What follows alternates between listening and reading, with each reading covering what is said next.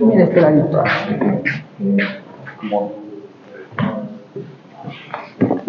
Ya. Bueno, buenas noches. Vamos a dar inicio al evento de esta noche, donde Esteban Ulloa va a dar una charla acerca de la banalidad del mal por Hannah Arendt. Un poco hablando de Esteban. Esteban es economista, es también experto en gestión de proyectos, estudió también un tiempo en Francia y hoy va a venir a hablar acerca de este interesante libro. Muchas gracias, Gonzalo, por tus palabras. Bueno, me voy a ir parando para ir comenzando. Antes de iniciar, algo que quiero comentar sobre lo que vamos a... Buenas noches. Si quieres ayudarte, Gonzalo, para que así lo puedas ver mejor, depende de ti. El tema que vamos a tocar hoy, la verdad es que cuando comencé a leer este libro, y viene de la inspiración de mi maestro, el doctor H.C.F. Mansilla, que alguna vez dio una charla sobre este mismo tema, y también por una película que se las voy a recomendar al final y que he hecho un extracto de la misma, que me parece muy interesante, es que se está tocando un tema muy delicado.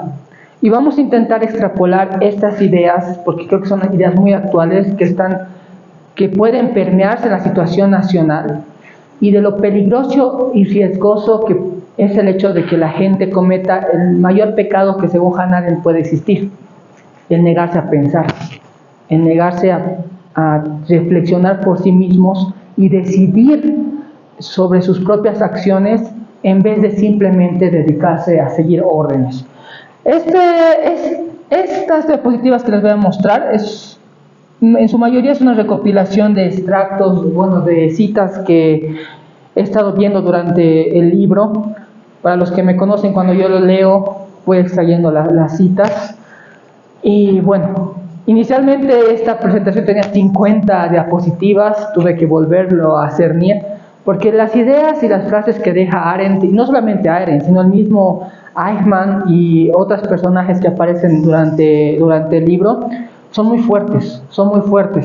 Así que, para comenzar, quiero que nos vayamos a 1933, quiero que se imaginen la vida en esa época. 1933, Alemania había terminado la Primera Guerra Mundial en 1918, razón por la cual fue castigada de manera muy severa en el Tratado de Versalles, a pagar una gran cantidad de dinero a sus rivales durante la guerra, Francia e Inglaterra específicamente, por lo cual había quedado totalmente humillada.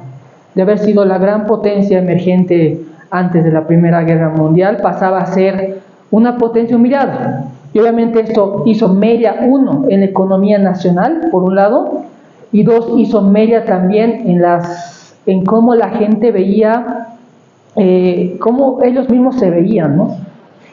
Por favor, gracias. Entonces, vemos un país que inicialmente era fuerte y ahora se siente totalmente humillado. Para comenzar, hablemos un poco de nuestra autora.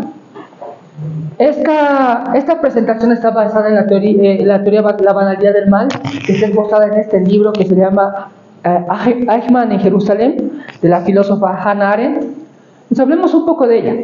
Y es importante tener unos detalles muy importantes sobre esta mujer al momento de ver el tema, porque hay muchos que criticaron este libro de ser incluso antisemita cuando salió. Lo que muchos olvidan es que Arendt era judía. Ella era una judía que había decidido presentarse en el juicio de Eichmann. Eichmann es un antiguo, no podría decirse el líder, pero sí tal vez un alto cargo dentro de la burocracia alemana, que luego de la Segunda Guerra Mundial escapa a la Argentina, donde es raptado por los servicios secretos israelíes para llevárselo a Jerusalén para hacerle el juicio correspondiente. Hay un dato muy interesante, como les comento, fue un rapto. Él estaba volviendo de su casa, ya obviamente vivía con otro nombre, se llevó a su familia, y en la vuelta tres policías israelíes lo sacan en contra de lo que se diría el respeto del derecho internacional para los que son abogados. Arendt nació en Hannover y murió en Nueva York, filósofa alemana de ascendencia judía. Arendt estudió en las universidades de Hamburgo, Friburgo y Heidelberg. En este último obtuvo el doctorado en filosofía bajo la dirección de Karl Jaspers. Con la subida de Hitler al poder en 1933, se exilia en París, donde también tuvo que ir en 1940 y se establece en Nueva York. Y hasta 1951 ella logra nacionalizarse estadounidense. Hay que recordar que durante la Segunda Guerra Mundial los alemanes tenían la costumbre de quitarle su nacionalidad a los judíos. Y más adelante lo vamos a explicar por qué. Siguiente. Como hace rato hablábamos, este libro trata sobre un juicio, sobre el juicio de este hombre, a Adolf Eichmann.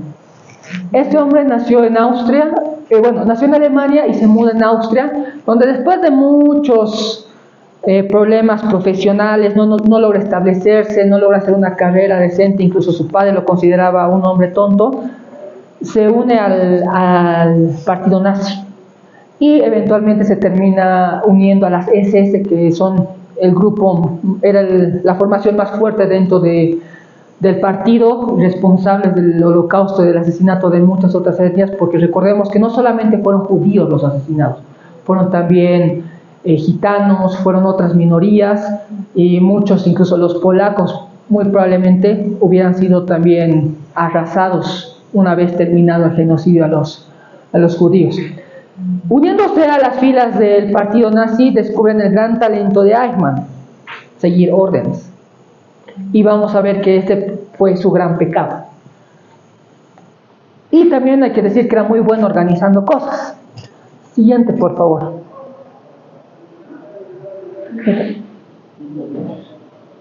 ¿Sí? ¿Dónde? ¿Izquierdo? ¿Dónde sea? Así. La exposición está dividida en 4 partes. Primero vamos a hablar sobre los nazis, sobre su vida, lo que significaban, cuál era su comportamiento durante el Holocausto y qué tenía que ver Eichmann en este sentido. En segundo lugar vamos a ver la misma participación de los judíos durante esta trágica historia. En tercer lugar vamos a ver el desenvolvimiento del juicio como tal. Y al finalizar vamos a llegar a las conclusiones y sobre qué significa la banalidad del mal, qué significa esta teoría. Y a medida que vayamos avanzando en las frases que vamos a ir leyendo, espero que intuitivamente ustedes vayan desarrollando lo que Arendt buscaba decir sobre esto que significa. Y lo vamos a ir también haciendo ciertos paralelismos con la realidad nacional. Yo les soy sincero, hay muchas de estas ideas que, aunque probablemente no estamos hablando en nuestro país de genocidios, no estamos hablando de este tipo de situaciones, yo lo llego a comprender como una de las razones por la que nuestra nación está tan polarizada y de cierta manera tan destruida institucionalmente a la actualidad, que probablemente nos podrían llevar a situaciones mucho más caóticas y dificultosas en el futuro, que mientras antes reflexionemos en estas ideas, mucho antes vamos a poder detener esta rueda que en Alemania ya sabemos lo que llegó a causar. Vamos a ir leyendo las frases y yo voy a ir comentando lo que estoy leyendo y usted también ahí. Vamos a comenzar una suerte de conversación para que no sea un monólogo. La primera frase es una cita de Hannah Arendt al escritor David Rousset, el cual decía: los hombres de la SS sabían que el sistema que logra destruir a su víctima antes de que suba al patíbulo es el mejor. Desde todos los puntos de vista, para mantener un pueblo en esclavitud, en total sumisión, no hay nada más terrible que aquellas procesiones avanzando como muñecos hacia la muerte. Esto es una fuerte crítica y es una referencia a lo que los alemanes hicieron antes de comenzar su genocidio hacia los judíos. Es que primero los destrozaron mentalmente, primero los destrozaron emocionalmente. Llegó un punto en que los judíos caminaban hacia la muerte sabiendo que iban a morir y no ponían ninguna resistencia. Sabían lo que iba a suceder con ellos y aún así no se oponían. En muchos casos, de cierta manera, entre comillas, colaborativa, eran ellos mismos los que se ponían a caminar hacia lo cual era su destino según el sistema nazi. Y ahí tenemos una cuestión impactante. No sé ustedes, yo alguna vez me he imaginado de cómo yo reaccionaría si me viera acorralado contra la pared, si estuviera caminando en la calle 3 de la mañana y 4 tipos me van a acuchillar y es seguro en mi mente que ya voy a morir. Y yo me decía, probablemente en el camino intentaría llevarme alguno conmigo, o al menos dejar alguna huella, y no me voy a entregar a la muerte de así porque sí. Pero en el caso de los judíos llegó un punto en el que ellos estaban tan mediados, porque incluso el sistema del holocausto nazi no comenzaba solamente de agarramos a los judíos y los ponemos en trenes y a la cámara de gas. Primero comenzó con una humillación total a través del uso de las estrellas de David, que se les obligaba a portar. Por lo tanto, y esto primero comenzó en Alemania y se fue replicando en cada país que Alemania lograba conquistar. Este sistema se hizo una y otra vez, era siempre el mismo. Les obligaban a llevar la estrella de David, por lo tanto eran vistos como parias dentro de la sociedad, ya sea Alemania, ya sea Bulgaria, ya sea Hungría, Dinamarca es una excepción que le vamos a hablar después, hasta la misma Francia, Austria y demás. Y eran atacados constantemente, sus negocios, su vida personal, golpeados, han debido haber películas de este tipo en el que incluso los obligaban a bajarse de la acera y caminar sobre el fango, lo cual a nivel emocional y a nivel psicológico les causaba el primer daño. O sea, comenzaban ellos a verse como ciudadanos de segundo orden. Y en el caso de la nacionalidad judía, que como alguna vez que lo vimos en una charla anterior, para ser una nación no se necesita tener ni territorio ni país. Una nación es la unión de varias personas que se creen parte de un mismo pueblo, según lo que nos decía Brockman. Los judíos siempre han tenido esta carga emocional de ser las víctimas de la historia, ¿no?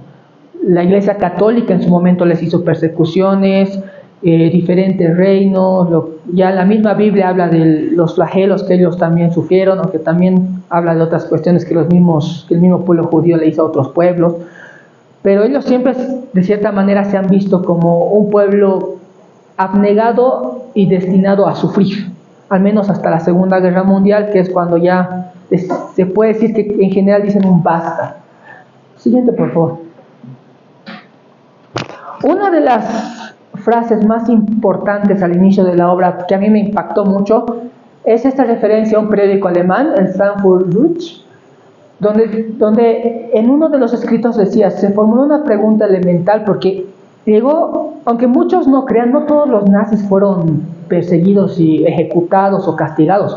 Muchos finalmente llegaron a ser parte del surgimiento de la nueva Alemania, al menos de la Alemania occidental. Llegaron a ocupar puestos en la burocracia, y los que fueron castigados en Alemania estuvieron unos cuantos años en la cárcel y luego volvieron a sus vidas normales. Incluso en el momento en el que el libro se escribe, el fiscal general de Alemania era un ex-nazi.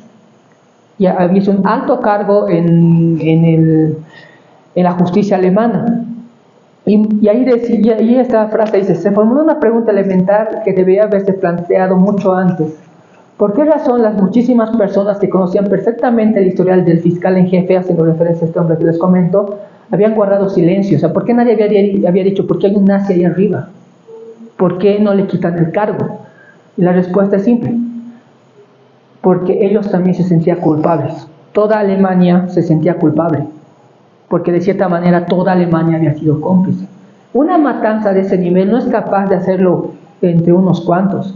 El aparato burocrático que ha tenido que funcionar, ya sea para llevar trenes, cargar a las personas, transportar a la gente, papeleo, les expropiaban a los judíos sus bienes, todas estas cuestiones se lo hacía por millones de personas, que aunque tal vez no eran la persona que disparaba el gatillo o que prendía la cámara de gas en última instancia, habían sido ellos parte de toda esa cadena que había generado toda esta destrucción.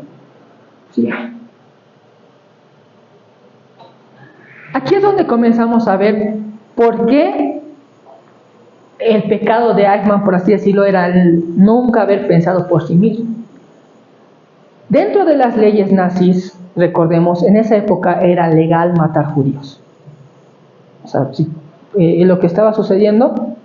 ¿Sí? Entonces aquí una pregunta. Era legal matar judíos.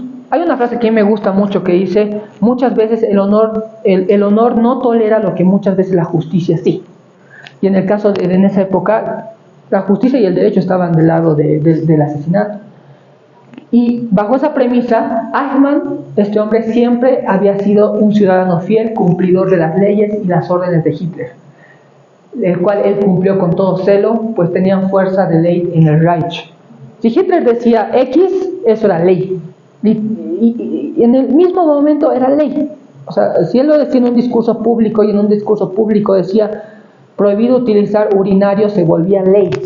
Y desde un punto de vista legal era así. La voz de Hitler estaba por encima incluso de la Constitución alemana. Entonces, dado que Hitler había dicho hay que matar judíos, entonces cumplir la ley era hacer lo que Hitler decía. En buena medida los jueces tampoco le cayeron porque eran demasiado honestos o quizás estaban demasiado convencidos de los conceptos que formaban la base de su ministerio. Pero admitir que una persona normal, que no era un débil mental, ni un cínico, ni un doctrinario, fuese totalmente incapaz de distinguir el bien del mal. O sea, llegaba un punto en el que, hablando sobre Eichmann, y esto los jueces durante el juicio le recriminaban y le decían, pero era obvio que esto estaba mal. O sea, matar o aportar al asesinato de millones de personas está mal. Y debería ser causa suficiente para que tú te opongas a la ley, aunque en ese momento sea así. Pero en la mente de Eichmann, él nunca había hecho nada malo. O sea, él como tal, como individuo, nunca había hecho nada malo. Él repetía una y otra vez, yo solo seguí órdenes. Y en última instancia, si lo pensamos un poquito, es verdad. A él le dijeron, porque Eichmann como tal nunca mató a nadie. Nunca disparó una pistola, nunca ordenó un asesinato específico a una persona. Eichmann, durante el Reich, su trabajo era transportar a los judíos. Su trabajo era de transporte y logística. Él apoyaba en el confinamiento de los judíos en los guetos y muchas veces, durante el final de la guerra, era el que organizaba los trenes que iban a Auschwitz y a otros campos de concentración para que suceda lo que tenía que suceder. Eichmann era consciente de lo que pasaba, sabía lo que estaba sucediendo y cómo terminaban los judíos que él mandaba. Pero él como tal nunca asesinó. Pero era un engranaje dentro de todo ese sistema burocrático que llevó a cometer todos estos problemas. El siguiente, por favor.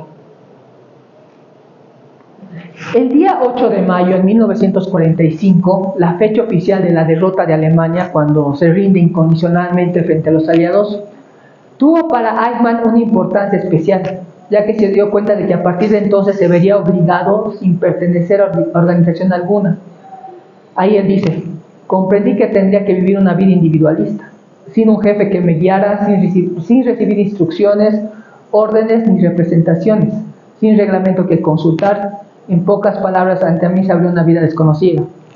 Claramente él ahí nos dice, por primera vez voy a tener que pensar por mí mismo. Siguiente, por favor. Ahí tenemos que hablar un poco de cómo se veía al hecho de que yo les comentaba, veámonos en esa época. No sabemos lo que pasó, lo que va a pasar todavía. En 1933 la guerra comienza en el 39. 6 años está Hitler en el poder antes de que comience la Segunda Guerra Mundial. Luego se vuelve canciller. En general, el partido nazi ganaba las elecciones y en el mundo era bien visto. Esta es la portada de la revista Time de 1938. Hitler fue nombrado el hombre del año. Hitler era considerado un gran estadista. Incluso fue nominado al Premio Nobel de la Paz. O sea, antes de que sucediera todo lo que nosotros ya sabemos, los alemanes lo veían como una luz. Igual estamos hablando de un país, como ya decíamos, humillado, y venía un hombre poderoso a decirles, los voy a sacar de esto. Yo me voy a hacer cargo. Hagan lo que yo diga. Vamos a volver a ser una potencia.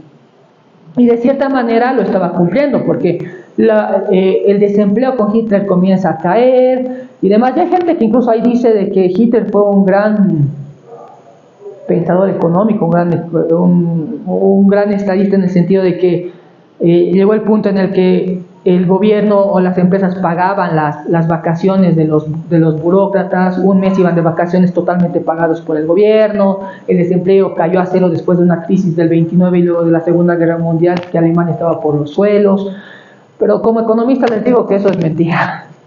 Hitler lo que hizo fue tirarse totalmente las reservas internacionales de Alemania para comenzar a gastar como si no hubiera un mañana. Incluso hubo un momento en que la Alemania nazi ya iba a quebrar hasta que sucede el Anschluss, que es cuando se anexionan Austria, y Austria era un país que tenía una gran cantidad de reservas de dinero, y se agarraron las reservas austriacas y con eso lograron sobrevivir unos años más. Y obviamente, ¿qué país no va a comenzar a crecer como si no hubiera un mañana si tiene toda una industria militar que alimentar? Si tú comienzas a gastar un montón de dinero en tu ejército, generas empleos, generas trabajo, generas movimiento económico, porque hablamos de muchas industrias que van con ello, pero no es crecimiento real, es lo que se llama dentro de la economía una burbuja, que creo que nosotros ya nos estamos dando cuenta cómo funciona, ¿no? Años y las cuentas ya están comenzando a llegar. Básicamente es algo que igual también pasó en la Alemania nazi en su momento. Siguiente, por favor. Muchos de los nazis, esta es una frase muy fuerte, y era lo que les comentaba hace un momento, muchos de los nazis eran simples burócratas. No eran otra cosa que gadapanes de oficina, para los que todo estaba decidido por párrafos, por órdenes, que no tenían interés en nada más, que eran en resumen exactamente esos pequeños engranajes que según la defensa el mismo Eichmann había sido. Eran miles de personas haciendo esto, o sea, imagínense, son un burócrata alemán durante 1940, probablemente tú tengas que sellar las órdenes de expropiación a los judíos que iban a ser asesinados, pero tú solamente estabas sellando, haciendo un poco de papeleo, siguiendo las órdenes de tu jefe, siguiendo lo que el gobierno general lo estaba haciendo. ¿Qué culpa tendrían ustedes? Se sentirían culpables porque solamente pusieron unos sellos, una firma. Como les decía hace un momento, esto fue consecuencia de un gran sistema burocrático, que muy pocos o casi nadie en su momento tuvo el valor de decir, esto no está bien.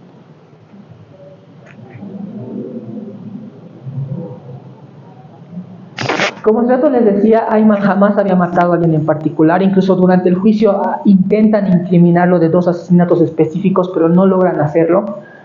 Y ahí viene esta frase, como sea que Eichmann no se dedicó a matar sino a transportar, porque como les decía él era el encargado de logística, quedaba abierta la cuestión de determinar si estaba en situación de apreciar la enormidad de sus actos, de saber si era jurídicamente responsable, prescindiendo del hecho de que estuviera o no, médicamente hablando, en su sano juicio.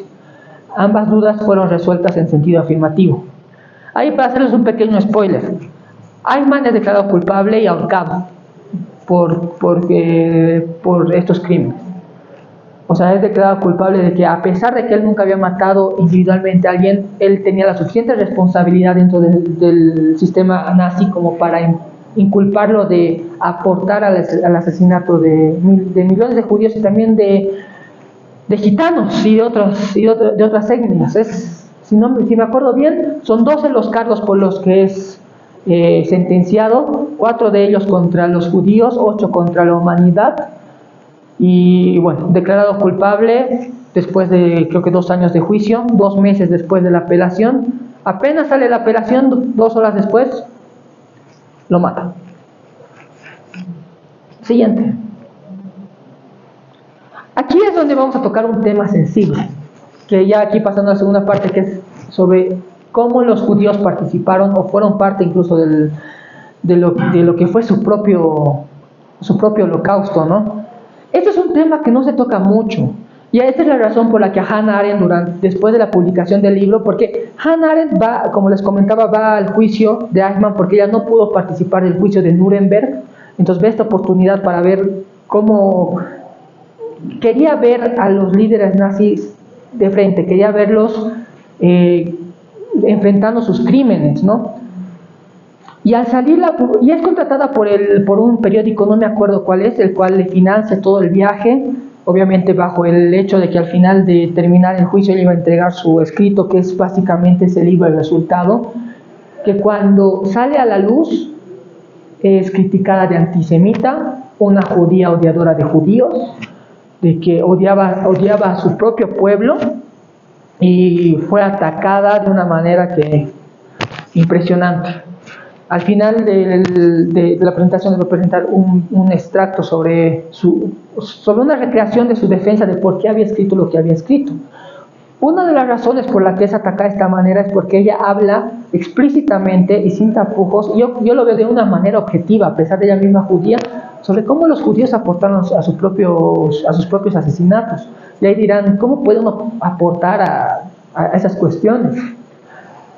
Para los judíos, el papel que desempeñaron los dirigentes judíos en la destrucción de su propio pueblo constituye, sin duda alguna, uno de los más tenebrosos capítulos de la tenebrosa historia de los padecimientos de los judíos en Europa, que es conducirlos a su muerte. Muchas veces, quienes hacían las listas de las personas que iban a morir eran judíos. Muchas veces quienes atrapaban a los judíos que intentaban escapar era la policía judía, que aquí vemos a uno de sus miembros, un organismo creado por los nazis para controlar a los judíos dentro de los guetos. Y muchas veces quienes accionaban la maquinaria dentro de que eran los técnicos dentro de los campos de concentración, eran judíos. Lo que hacía, como cierto les comentaba, primero comenzaba con estamparles a los judíos la estrella de David. Luego lo que hacían los nazis era crear un comité judío en el que buscaban a los rabís de mayor cargo y a los judíos más importantes dentro de cada país. Y ellos eran como los receptores de las órdenes nazis. Los nazis les decían a este grupo, necesitamos esto de los judíos, necesitamos tantas listas, y ellos lo llevaban al resto de la comunidad judía. Y los cargos menores, ya sean líderes de, ¿cómo se llaman las iglesias judías? Las sinagogas, muchos de ellos eran quienes escribían los nombres de quienes tenían que ser los siguientes en ir. Y si alguno no se quería oponer o que intentaba escapar, era la policía judía quien normalmente lo detenía. Esto también de cierta manera es lógico, porque muchos de los hombres o de los alemanes y los nazis como tal estaban en el frente. Recordemos que estaban en la Segunda Guerra Mundial, la guerra más mortífera de la historia. Durante, por ejemplo, la batalla de Stalingrado han muerto alrededor de 3 millones de personas y los contendientes eran ejércitos de millones. No tenían la suficiente cantidad de personas para ser ellos mismos los que lo hagan. Y obviamente los nazis eran conscientes de que los judíos iban a tener más respeto, iban a aceptar con mayor facilidad las órdenes y venían de sus propios líderes. Entonces, aquí es donde Arendt comienza a desglosar esa parte que no se habla mucho, que no se conversa mucho del hecho de cómo los mismos judíos aportaban en esta situación. Siguiente, por favor. En Ámsterdam, al igual que en Varsovia, en Berlín, al igual que en Budapest, los representantes del pueblo judío formaban listas de individuos de su pueblo, con expresión de los bienes que poseían, obtenían dinero de los deportados a fin de pagar los gastos de deportación y exterminio, llevaban un registro de las viviendas que quedaban libres, proporcionaban fuerzas de policía judía para que colaboraran en la detención de otros judíos, los embarcaban en los trenes que los conducían a la muerte. Aquí hay una pequeña foto de la policía judía juntándose afuera de un gueto. Como podrán ver, por así decirlo, toda la cadena, bueno, en la industria se dice cadena de valor, ¿no? Entonces, toda la cadena de la muerte en buena medida estaba ejecutado también por judíos. Y eso, porque es lo que decía, ¿por qué los judíos colaboraron en esto? Más adelante lo vamos a ir viendo. El hecho harto conocido de que el trabajo material de matar en los centros de exterminio estuviera a cargo de comandos judíos quedó limpia y claramente establecido por los testigos de la acusación, quienes explicaron que estos comandos trabajaban en las cámaras de gas y en los crematorios. Eran quienes arrancaban los dientes de oro y cortaban el cabello a los cadáveres. Eran los que cavaban las tumbas y luego las volvieron a abrir para no dejar rastros de los asesinatos masivos. Ellos fueron técnicos judíos quienes construyeron las cámaras de gas bueno, yo no puedo pronunciar ese pueblo alemán. Hace rato decíamos que el gran pecado de los nazis y de muchos y de toda la burocracia alemana era el hecho de no pensar, de no discernir, no diferenciar entre el bien y el mal. Pero no solamente los nazis eran los únicos pecadores de este estilo. Claramente aquí podemos ver de que los judíos también sufrían este pecado. Ellos mismos, como individuos, muchos de estos judíos, ¿hasta qué punto no sabemos? Se habrán preguntado si al momento de accionar las cámaras de gas eran conscientes de lo que estaban haciendo y su capacidad de distinguir si lo que estaban haciendo es bueno o malo y si deberían hacerlo o no. Porque ahí Arendt, por ejemplo, demuestra de que en buena medida no se hubiera llegado tan lejos en el Holocausto si los mismos judíos no hubieran sido tan colaboradores. Hay un dato que no está aquí, pero que a mí me impresionó mucho, de que un gran rabí se justificó diciendo de que él iba por el mal menor, que prefería matar que apoyaba, por así decirlo, entre comillas, al asesinato de varios de los miembros de la comunidad en pos de salvar a muchos otros. Pero haciendo cuentas, Arendt llega a la conclusión de que él había llegado a salvar 15,000 judíos, pero los muertos fueron 150,000. 150,000 para salvar a 15,000. Eso quiere decir de que bajo estos números, si tú te ponías en modo colaboracionista con los nazis, tu probabilidad de sobrevivir era 1 de 10. Mientras que haciendo un análisis sobre el grupo de otro grupo de judíos que decidió levantarse en armas por muchas de las guerrillas dentro de la Francia ocupada, estaban compuestas por judíos y irse a las armas contra los alemanes, sus números de sobrevivencia eran de 5 a 10. Claramente era mucho más factible, aunque normalmente uno diga, prefiero obedecer porque me van a matar desde el momento en el que yo diga que no. Claramente los que se levantaban tenían más posibilidades de sobrevivir.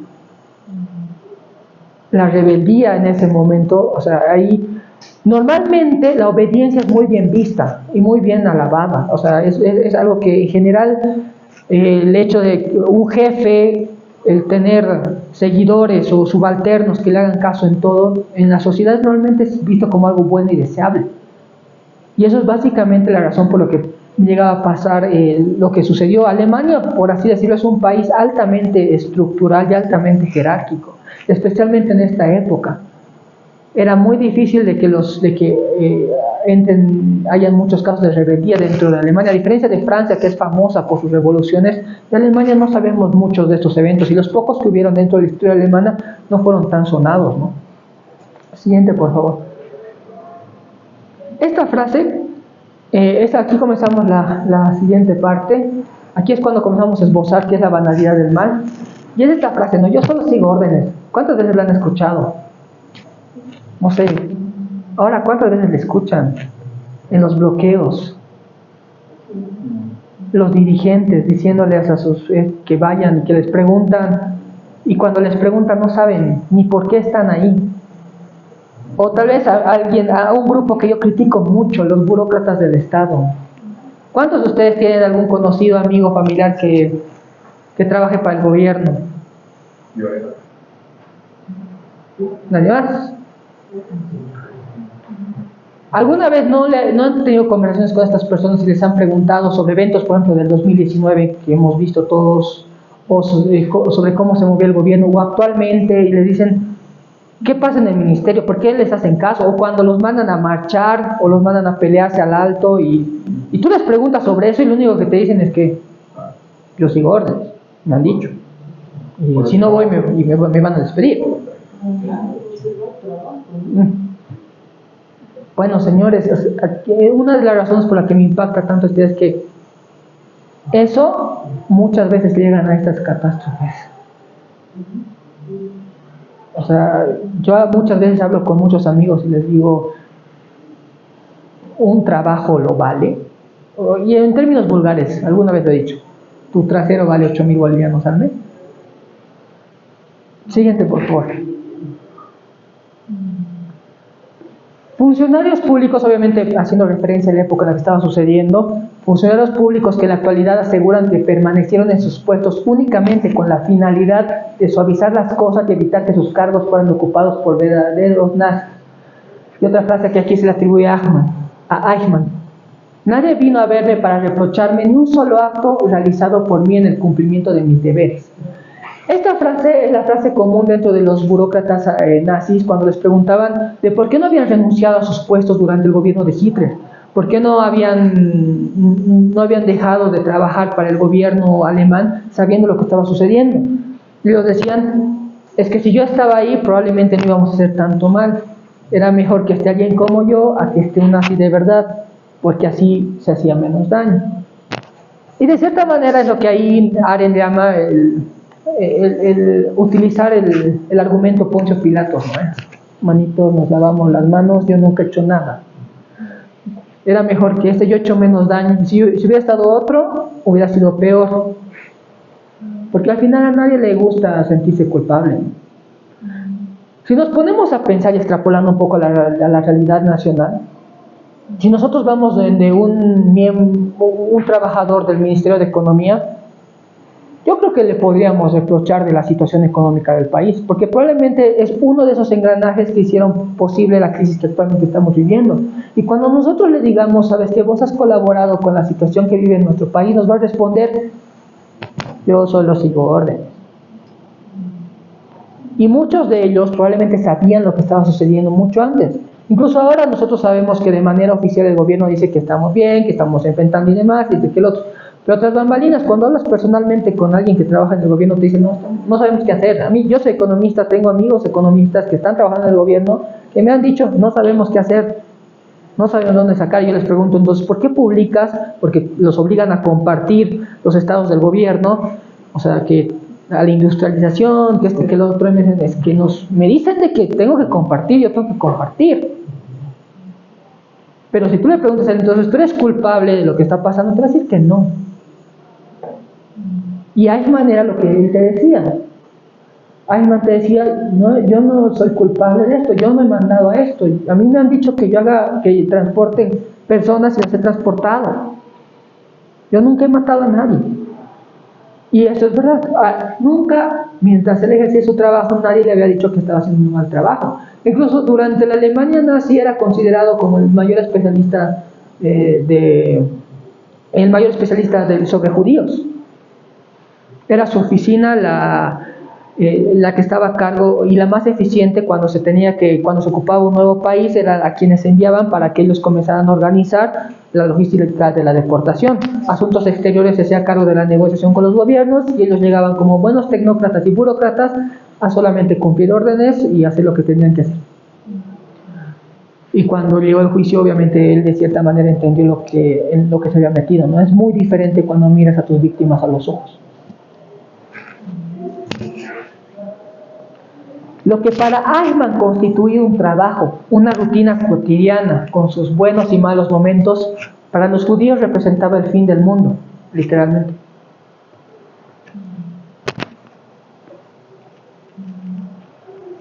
Durante la época de la Segunda Guerra Mundial, no había ni una sola organización o institución pública en Alemania, por lo menos durante los años de la guerra, que no colaborase en actos y negociaciones de índole criminal.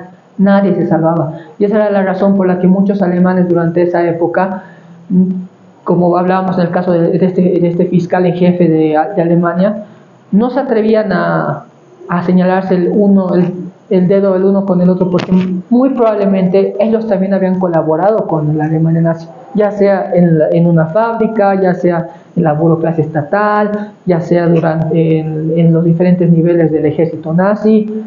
Aunque muchos de ellos, como nosotros decíamos, alegaban de que eran seguidores de órdenes, en el fondo, muy en el fondo, ellos intuían de que ellos tenían culpa de lo que había pasado. Aquí comenzamos la cuarta parte, que es sobre la resistencia siempre es posible.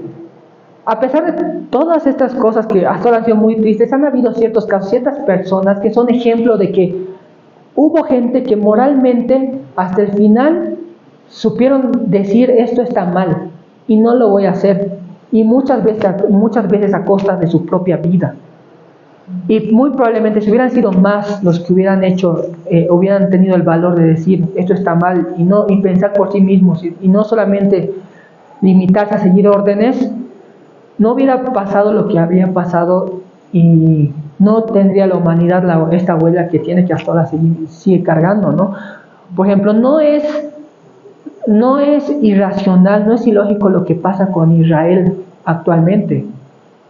Lo que Israel ahorita hace, que yo no estoy de acuerdo, por si acaso pongo entre paréntesis, lo dejo en claro, de agarrar y haber hecho lo que hizo en Gaza, de actualmente estar atacando el sur del Líbano y demás, no es una cuestión del momento. Llegó un punto en que los judíos, después de salir de los campos de concentración, no querían volver a ver otro rostro no judío. Cuando les decían de que se los iban a llevar a Palestina para lo que iba a ser el nuevo Estado israelí, no necesitan convencerlos, ellos querían irse ya sea legal o ilegalmente. No querían volver a vivir en un Estado donde la mayoría no sea judía.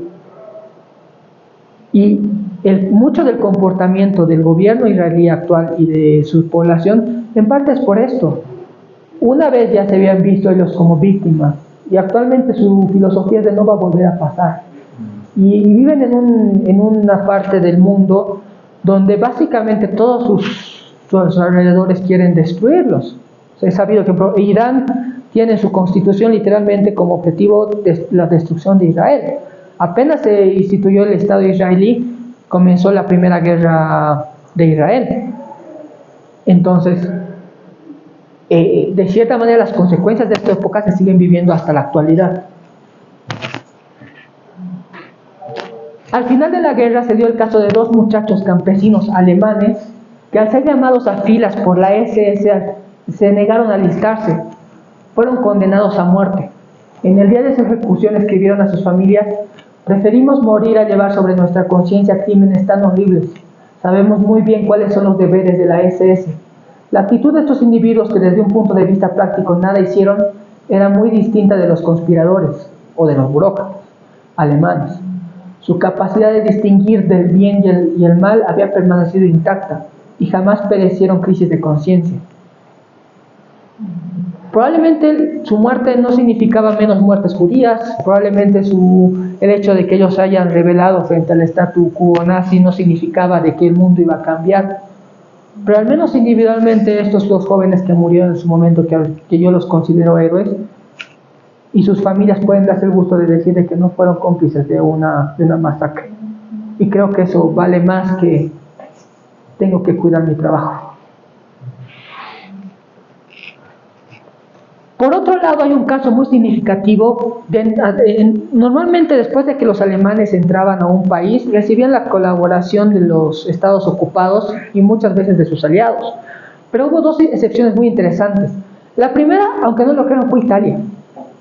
Italia, a pesar de ser el gran aliado de la Alemania nazi, Italia de Mussolini, era un oasis para los judíos. Los judíos que estaban en Italia no eran deportados, los que escapaban ahí no eran entregados a los nazis. A pesar de que había ciertas leyes antisemitas por presión del Estado alemán hacia los italianos se hacían a los locos, por así decirlo. Les decían, los alemanes eran tienen que traernos a los judíos, bla, bla, bla, bla. Y los italianos eran de sí, ahorita. Llegando al punto en que llegaron a frustrar al gobierno alemán como tal. El otro caso fue, y este fue mucho más frontal, fue el caso de Dinamarca, que se dejó ocupar. Fue un estado colaboracionista con los nazis, pero se opuso firmemente a lo que realiza al asesinato de los judíos. Y ahí se descubrieron dos cosas. Los alemanes o los nazis que llegaron a Dinamarca para realizar el trabajo de logística y demás, al tener tanta oposición del gobierno, desde el gobierno danés hasta el campesino más iletrado, por así decirlo, porque llegó el punto en el que la Cancillería danesa le dijo a los alemanes: si comienzan a deportar judíos, comienzan por nuestro rey, que en ese tiempo Dinamarca todavía sigue, bueno, hasta ahora sí es una monarquía, pero en ese tiempo tenía mucho más peso. Entonces los nazis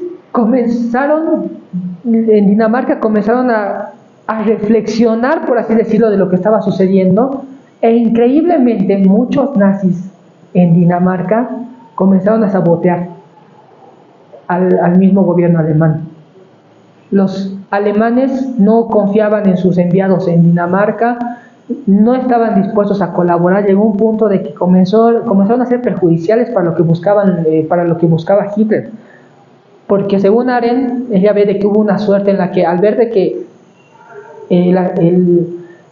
el pensamiento general de la sociedad era de que eso estaba mal, los mismos nazis que llegaban ahí comenzaban a convencerse de que sí estaban haciendo mal, y cuando se daban cuenta de que estaban colaborando con un crimen, comenzaron a poner resistencia, los mismos alemanes nazis. Resultó que los nazis carecían de personal y de fuerza de voluntad para seguir siendo duros cuando se enfrentaban a una posición decidida. La historia de los judíos daneses es sui generis, y la conducta del pueblo danés y su gobierno, única entre la de todos los países de Europa, ya ocupados y aliados del eje, neutrales o verdaderamente independientes, difícil resulta vencer la tentación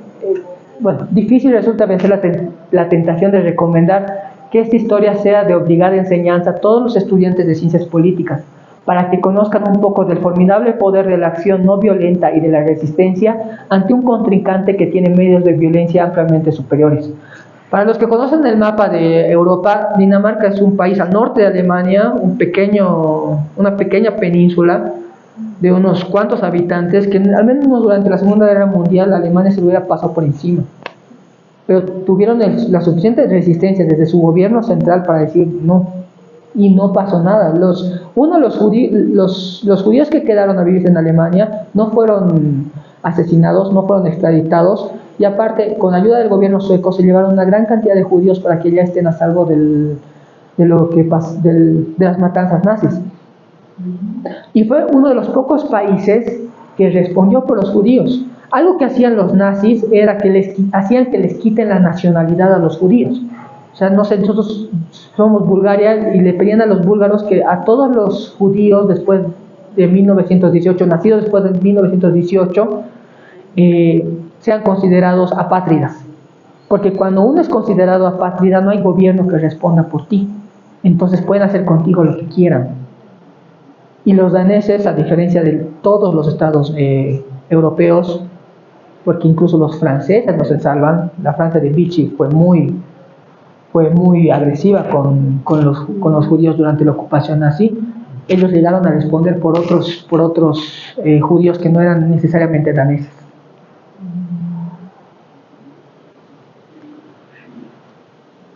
Aquí hace referencia a este hombre, Anton Schmidt. Parece que no cargó la imagen que está ahí al lado, pero ahí estaba su foto. ¿Qué será? No importa. Antes de leer la frase, quiero hablar un poco de Anton Schmidt.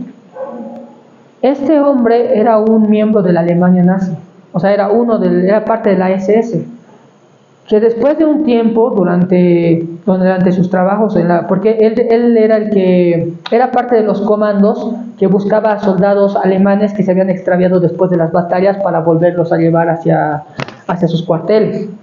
Haciendo este trabajo tomó contacto con la resistencia judía, con diferentes organizaciones, y comenzó a colaborar, pero de una manera impresionante. Daba camiones, ampliaba la logística para intentar sacar a la mayor cantidad de judíos en los lugares donde él estaba, para que estos se fueran a Palestina, porque muchos en general en esa época había un movimiento sionista muy fuerte, incluso antes de la Segunda Guerra Mundial. Ya estaban peleando por su propio país, por la existencia de Israel. Entonces, para comenzar a generar esto, comenzaron a implementar una suerte de migración hacia Palestina en ese momento, para que eventualmente ese territorio se vuelva de mayoría judía, y así los puedan reclamar su propio Estado, que básicamente incluso lo que hasta ahora sucede, de la manera en cómo colonizan lo que le tendría que pertenecer a Palestina, ¿no? Hace sus colonias judías y decide entre el gobierno y dice: aquí ya somos mayoría, entonces esto tiene que ser Israel. Básicamente ya lo hacían en esa época. Entonces él apoyaba de esta manera hasta que lo encontraron, y obviamente por traición lo mataron. Cuando hacen referencia durante el juicio a este hombre, sucede lo que dice a continuación esta frase: parecía que la multitud hubiera decidido espontáneamente guardar los tradicionales 2 minutos de silencio en memoria del sargento Anton Schmidt, y en el transcurso de estos 2 minutos, que fueron como una súbita claridad surgida en medio de impenetrables tinieblas, un solo pensamiento destacaba sobre los demás: un pensamiento irrefutable, fuera de toda duda. Cuán distinto hubiera sido todo en esta sala de audiencia, en Israel, en Alemania, en toda Europa, quizá en todo el mundo, si se hubieran podido contar más historias como aquella. Algo que muchos pensadores, historiadores y demás le replican a la Alemania de esa época y a los alemanes de ese momento es que ¿por qué hubieron tan pocos disidentes? Y en buena medida Arendt dice de que es porque es un país en el que seguir órdenes está bien, y ella es alemana por caso, donde hacer lo que te digan es loable, es plausible. Culturalmente ellos siempre han sido así. Entonces era mucho más fácil que en un país como ese la gente no estaría dispuesta a oponerse, especialmente a un hombre como Hitler, que en ese momento para Alemania era un dios. Y aquí yo les pregunto, estos comportamientos en nuestro país no están muy lejanos. Hay un caudillo, Evo Morales tiene esos mismos comportamientos. Cuando yo personalmente entro a las páginas de Evo y demás, o a las entrevistas que se le hacen a este hombre, es increíble cómo sus seguidores lo siguen. Se me fue la palabra. Lo siguen apoyando, lo siguen justificando a pesar de todo lo que estaba sucediendo. Incluso Hitler seguía siendo apoyado a pesar de que Rusia ya estaba entrando en Berlín, a pesar de que Estados Unidos y los aliados ya habían tomado Francia. Mucha gente, una buena parte de Alemania, incluso al final de la guerra, en los últimos momentos, seguían creyendo en Hitler. ¿Y a qué nivel un individuo? Porque al final este grupo de personas, al final son individuos. Un colectivo es una gran sumatoria de individuos. ¿Hasta qué nivel una persona individualmente tiene que estar tan maniatada intelectualmente y tan carente de su capacidad de pensar y de juzgar de lo que es bueno o malo para seguir justificando estas atrocidades? Ahí es donde en la actualidad nacional podemos ver la banalidad del mal. Está mal violar niñas, está mal el estupro, pero probablemente por lo menos el 25% de nuestra población deja eso como cosa de segundo plano y sigue apoyando a personas que realizan este tipo de acciones. Y aún así, desde nuestro gobierno central no somos capaces de hacer imperar la ley. Y no estamos hablando de un país como la Alemania nazi, donde estaba legalmente permitido el matar judíos. En Bolivia no está permitido legalmente el estupro. Y aún así socialmente no hay un gran movimiento nacional en pos de que este tipo de delitos de ciertas personas sean castigados. ¿Cuánto temor le tenemos que tener a un hombre para que eso no suceda? Siguiente, por favor. Conclusiones. Por lo siguiente, aquí vamos a ver ya desglosar lo que es específicamente la banalidad del mal. Y lo vamos a ver en 3 frases simples, dos que encontramos en el libro y una que le hacen una pregunta específica a Hannah Arendt sobre lo que significa esta teoría. Algo que sucedía durante el juicio es que la acusación, o sea, el fiscal y incluso el mismo tribunal era incapaz de comprender la posibilidad de que un asesino de masas, porque al final Eichmann como les decía, fue sentenciado por haber aportado en el asesinato de millones, jamás hubiera dado muerte a un individuo. Y en el caso particular de Eichmann, que tal asesino ni siquiera tuviera las agallas necesarias para matar. Eichmann era incapaz de ver sangre. Cuando tuvo que pasar por algunas de los campos de concentraciones para realizar ciertas visitas, salía asqueado. Nunca había matado a nadie, ni nunca había mandado a matar a alguien. Pero aún así fue parte del asesinato de millones. Y aunque podría de cierta manera uno llegar a empatizar con lo que le había sucedido, en última instancia era culpable. Pero ahí también hay que decir que culpables del holocausto no solamente fue Hitler, no solamente fue Himmler, Heydrich y otros nombres. La culpa lo comparte una sociedad de millones de personas. Siguiente, por favor.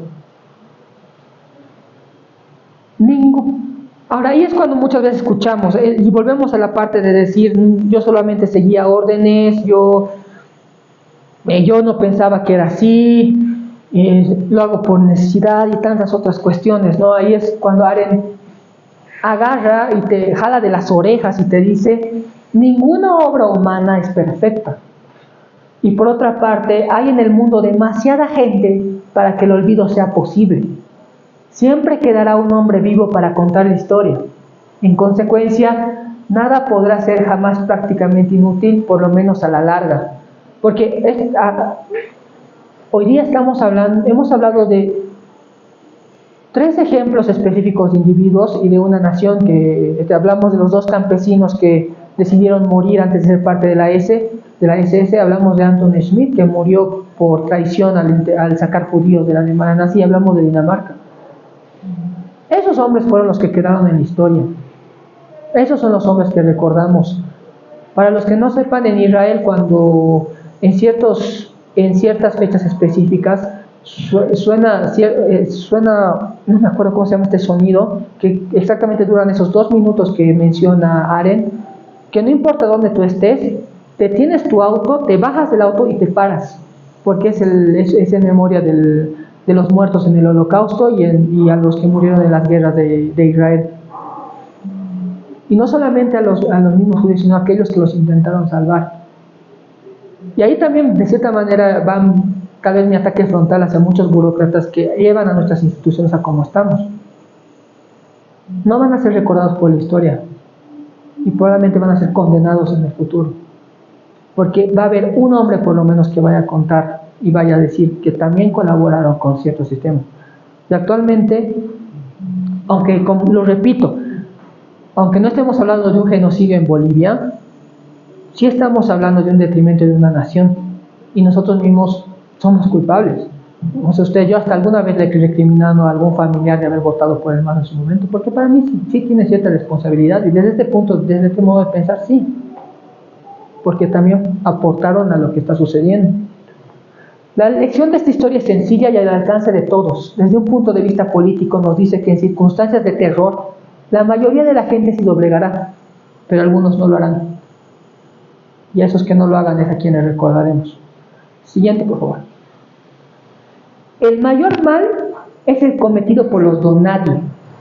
El mal cometido por los hombres sin motivo, sin convicción, sin corazones malvados ni convicciones demoníacas. Por seres humanos que rehusan a ser personas. Porque lo que hace una persona es su capacidad de pensar, su capacidad de discernir. Y en el momento en el que tú decides renunciar a eso para seguir órdenes, has dejado el principal atributo humano de lado. Y a este fenómeno es lo que Hannah Arendt ha llamado la banalidad del mal. La incapacidad de pensar, de voluntariamente dejar de discernir sobre lo que es bueno o malo, y solamente dejarse llevar por la corriente. Siguiente, por favor. Como les comentaba, Arendt fue atacada brutalmente por este libro, por este escrito, porque ella fue muy objetiva. No solamente le dio palo a los alemanes y a los nazis durante la Segunda Guerra Mundial, sino también le dijo a su propio pueblo, a los mismos judíos, nosotros también tenemos culpa en esto, nosotros también fuimos nuestros victimarios. Señaló a muchos hombres judíos que en ese momento en Israel llegaron a ocupar altos cargos en la nueva nación, que de cierta manera habían colaborado con la destrucción de su pueblo, razón por la cual fue atacada brutalmente. Esta es una película que se le dedicó a Hannah Arendt, se las recomiendo, es hermosa esa película, a mí me encantó cuando la vi. Y este es un extracto de la película en la que hace una recreación de cómo ella se defiende sobre los ataques que le hicieron y las acusaciones vertidas sobre ella de ser antisemita. Y ella es lo que, y ella y, y termina siendo fiel a lo que ella misma dice. Yo voy a seguir pensando individualmente hasta el final. Yo voy a seguir defendiendo lo que es correcto y no me voy a parcializar porque sí. Entonces, en vez de que yo se los explique, vemos este corto, esta parte que la verdad es sublime. ¿Dónde playa?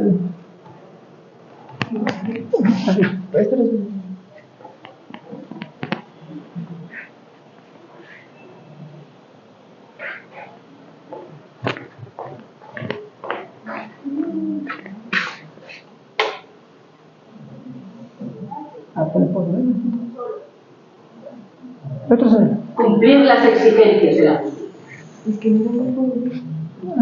No era una tarea sencilla, porque el gran tribunal se enfrentaba a un crimen que no había sido de juicio a Adolf Eichmann. Cuando el New Yorker me encargó que cubriera la información del juicio a Adolf Eichmann, yo supuse que el tribunal tenía un solo objetivo: cumplir las exigencias de la justicia. No era una tarea sencilla, porque el gran tribunal se enfrentaba a un crimen que no había sido tipificado en los códigos de sus leyes, y con un criminal de un tipo que la sociedad no había visto desde los procesos de Nuremberg. Aún así, el tribunal quiso definir a Eichmann como a una persona enjuiciada por sus actividades. No tenían la intención de juzgar el sistema, ni la historia, ni ningún ismo, ni siquiera el antisemitismo, tan solo a la persona. El problema vino cuando el nazi Adolf Eichmann rechazó insistentemente cualquier acusación que tuviera que ver con lo personal, como si no tuviera nada por lo que pudiera ser castigado o perdonado. Él protestaba una y otra vez ante las acusaciones del fiscal diciendo que él nunca había llegado a hacer nada por iniciativa propia, que jamás había tenido intenciones de ningún tipo, buenas o malas, que él solamente había cumplido órdenes. Este argumento, habitual de los nazis, demuestra claramente que el mal más grande del mundo puede ser cometido por cualquiera, y que para hacerlo no es necesario tener ningún motivo, o fuertes convicciones, o corazones crueles, o intenciones malévolas. Basta simplemente con negarse a ser persona. Y por eso a este fenómeno he querido llamarle la banalidad del mal. Señorita, está olvidando lo más importante de la polémica, que habrían muerto menos judíos si sus líderes no hubiesen cooperado con los nazis. Esta cuestión que se llegó a plantear en el juicio me obligó a concretar el papel de los líderes judíos que participaron directamente en las actividades de Eichmann. Usted culpa al pueblo judío de su propia exterminación. Yo nunca he echado la culpa al pueblo judío. Era imposible resistirse. Pero tal vez exista algo que esté entre la resistencia y la colaboración. Y solo en ese sentido estoy diciendo que quizás algunos de los dirigentes judíos podían haber actuado de otra manera. Es importantísimo plantearse todas estas cuestiones, porque el papel que los consejos judíos tuvieron en su mayoría como parte del sistema social fue en su totalidad de absoluta quiebra moral cuando los nazis invadieron sin contemplación a la respetable Europa. Y no solo en Alemania, sino en casi todos los países. No solo actuaron mal los verdugos, también algunos de los víctimas. Sí, la persecución fue dirigida contra los judíos. ¿Por qué califica usted los crímenes de Eichmann como crímenes contra la humanidad? Porque los judíos son humanos y porque es algo que los nazis intentaron negarles. Por eso un crimen contra ellos es por definición un crimen contra la humanidad. Como ustedes ya saben, yo soy judía. Muchos me han atacado por odiar a los míos, o defender a los nazis, o simplemente despreciarles. Y ese no es ninguna culpa. Asesinato moral es su nombre. Yo nunca he defendido a Eichmann. Tan solo he querido reconciliar la increíble mediocridad del hombre con las terribles consecuencias. Intentar comprender no significa perdonar. Así que toda mi responsabilidad es comprender, y será también la responsabilidad de cualquiera que desee escribir o estudiar sobre este u otro tema.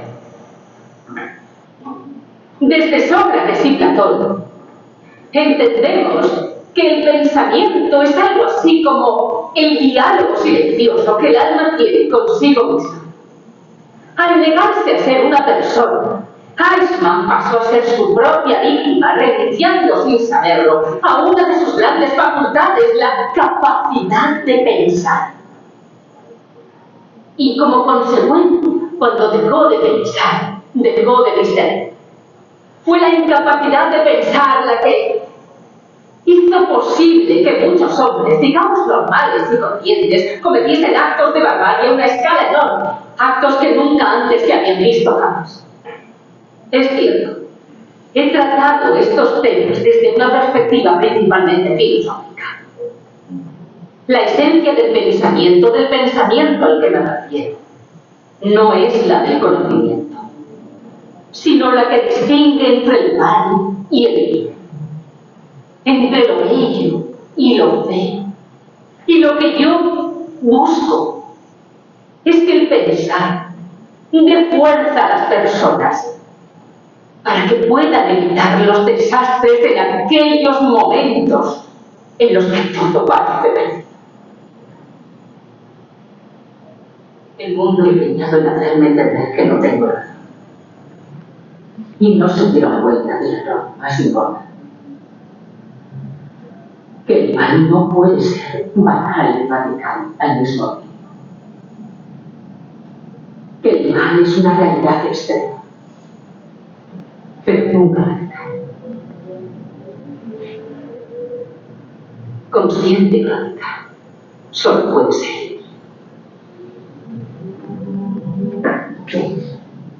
Sí. Bueno, qué palabras más contundentes, ¿no? En una época en donde nuestra nación, y creo que muchos cuando hablamos con nuestros conocidos no vemos una luz al final del túnel. No sabemos qué va a pasar el próximo año, 2025. Es nuestro bicentenario. 200 años. Es mucho tiempo. ¿Quién iba a decir que Bolivia iba a existir tanto tiempo? Y sepa cuántos años llegará a existir, ¿no? Hay esta frase que dice: ¿quién diría en la cima del Coliseo romano de que el imperio no sería eterno? Y esta frase del final es lo que nos tenemos que llevar. Si he decidido escoger este tema, es para hacer un llamamiento en general. Sé que aquí somos pocos, pero me gustaría que se lo lleven.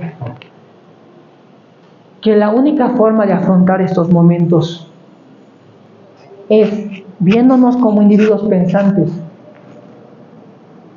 aceptando la realidad, sabiendo discernir entre lo bueno y lo malo, y en la medida de nuestras posibilidades, porque tampoco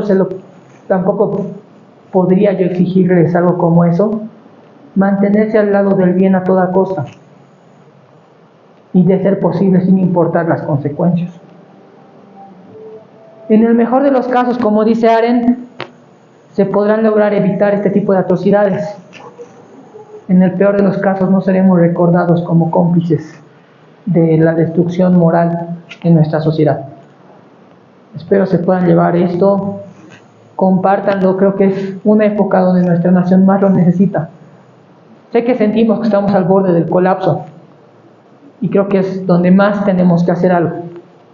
Así que bueno, muchas gracias por escucharme. Y vámonos a la segunda parte.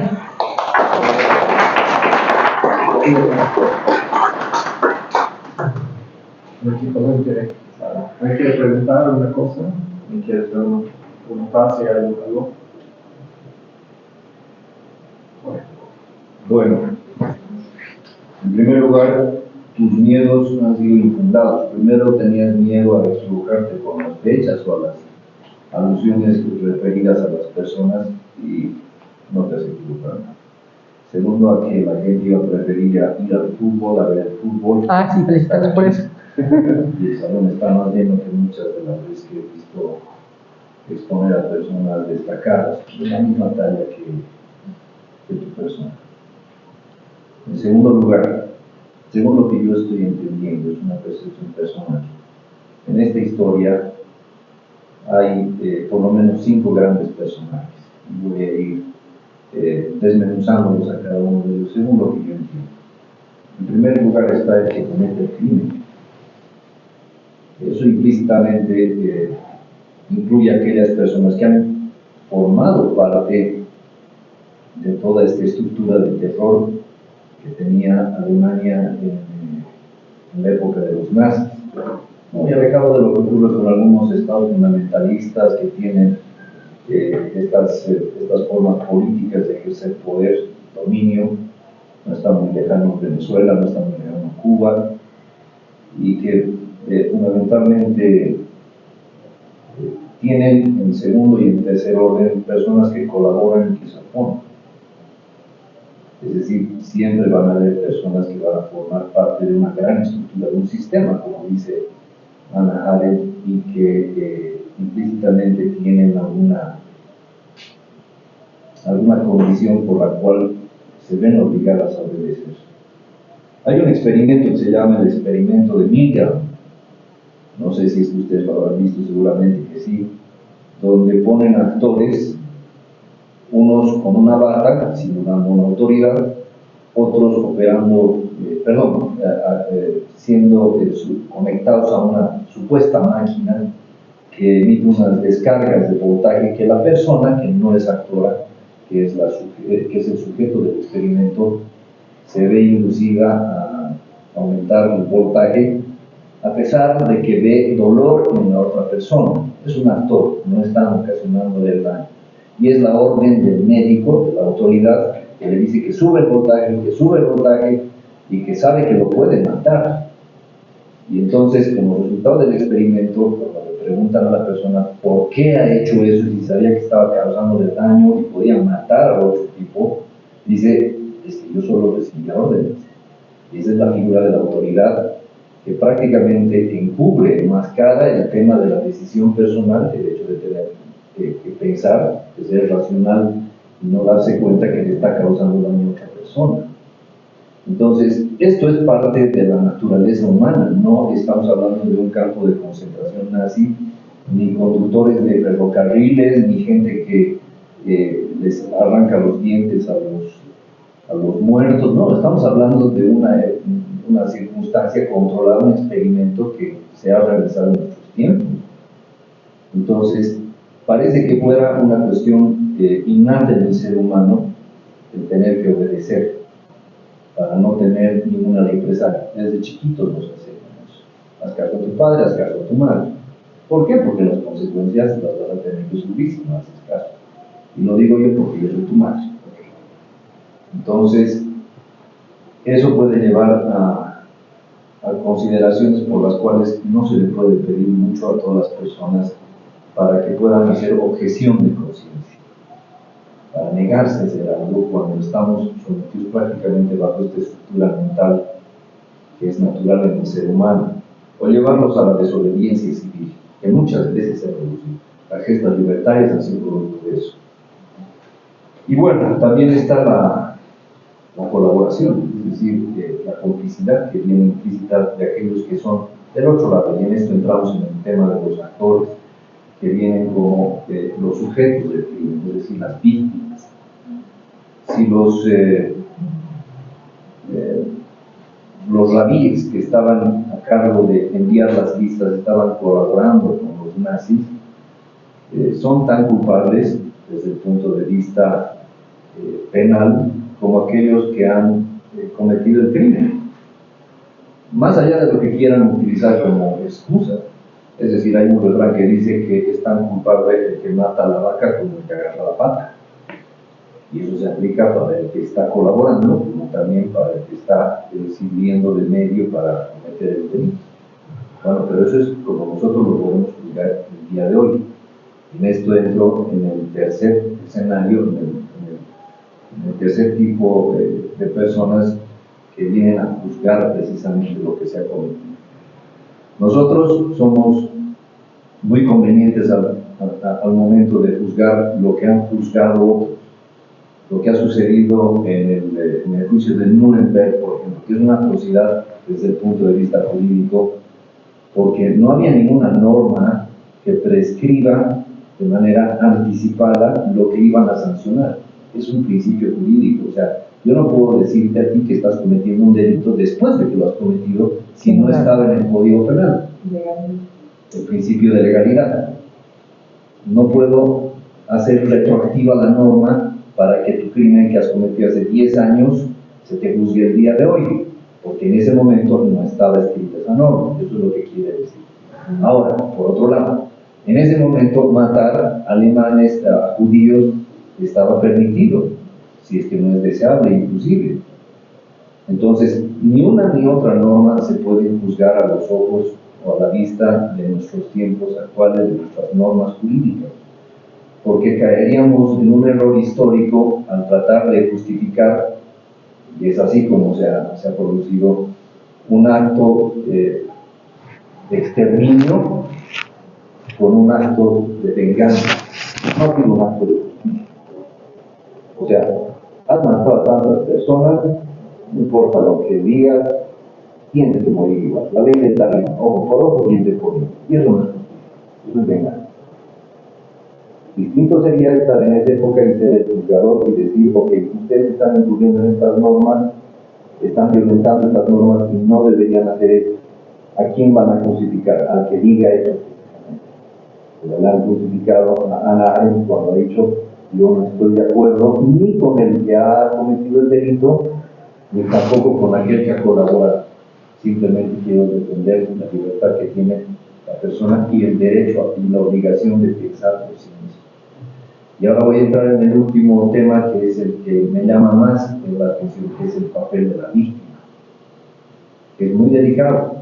Es muy fácil pretender juzgar a las personas por la supuesta colaboración para su propia consecuencia, para ser víctimas como tales, porque no estamos en el papel, no estamos bajo un sistema cultural de terror como el que ha vivido Alemania. De la misma forma que hay muchas personas, yo tengo personas que trabajan, familiares míos en la administración pública, una persona, les voy a hacer referencia sin mencionar el nombre, por cuestiones evidentes además, que es viudo y tiene 2 hijos, uno de 11 o 12 años, quedó huérfano él a sus 5 años, menor, y la mayor quedó huérfana a sus 16 años. Y el hombre no tiene otra que trabajar para la administración pública, porque si pierde ese trabajo, no tiene el sustento para esos 2 chicos. No sabe hacer otra cosa, siempre ha trabajado para la administración pública en un cargo jerárquico inferior, de última línea. O sea, está expuesto prácticamente a que lo voten cualquier día. Entonces, decirle a esa persona, ¿sabes qué? Tienes que tener libertad de pensar, tienes que hacer las cosas bien, no te puedes vender por 5,000, 8,000 pesos. Te va a mirar y te va a decir, ok, pero ¿y entonces quién me va a dar para llenar la olla? ¿Con qué voy a llevar al colegio al niño? ¿Con buenas ideas? No, o sea, yo tengo que hacer ese trabajo. Ahora, esta es una cuestión muy pequeñita. Yo no sé cómo será en campos de exterminio donde hay alguien que tiene que cumplir un orden para matar a otra persona. Estamos hablando de una persona que trabaja en un cargo jerárquico donde no va a apretar un botón para exterminar a la humanidad entera. No, es una persona que está cumpliendo una función burocrática cualquiera, banal, indistintamente de eso. Entonces, aquí va la parte más importante. ¿Dónde es que nosotros como personas, cada uno tiene una responsabilidad hacia el resto de las personas, hacia las posibles víctimas, dentro de las cuales nos podemos incluir de alguna manera? Y es algo que he leído en algún lugar, que dice que un hombre libre no oprime, no se deja oprimir y no tolera ninguna opresión contra los demás. Entonces, ahí está nuestro papel más importante, porque nosotros tenemos una participación activa en el ámbito político. El ámbito político es el que define el económico, mucho más hoy en día. Las decisiones para que no haya gasolina, no tengamos dólares, son decisiones políticas, no son decisiones económicas.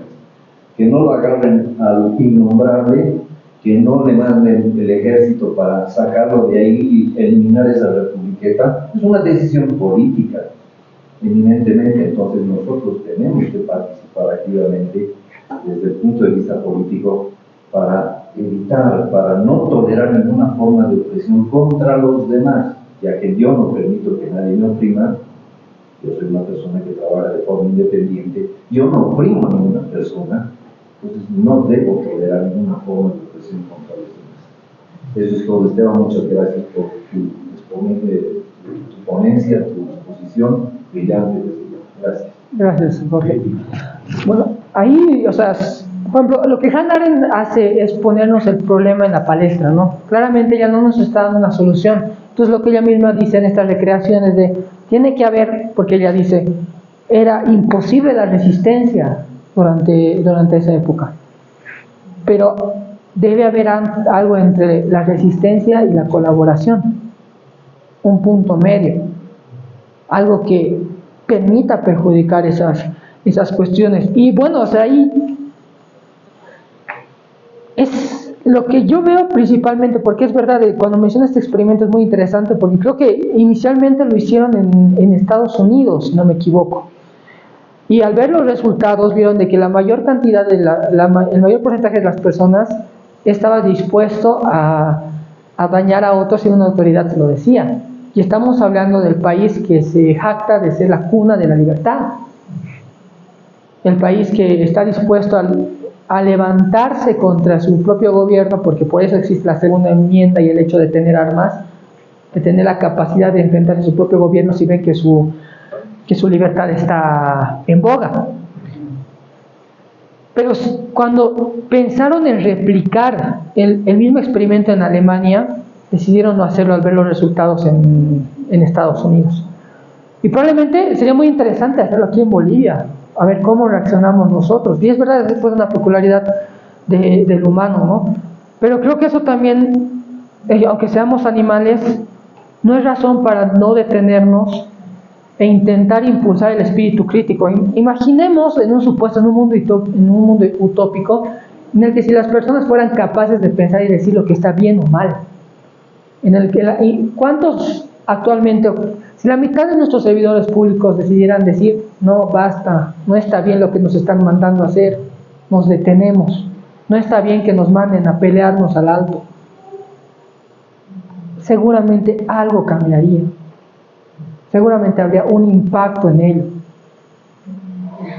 Y eso creo que es una cuestión que incluso no trata de inteligencia. Yo conozco gente muy inteligente que está bajo este sistema y no necesariamente en la necesidad que comenta Jorge, y obviamente tal vez no somos jueces para ir a decirle a una persona como la que comenta Jorge, tienes que rebelarte, ¿no?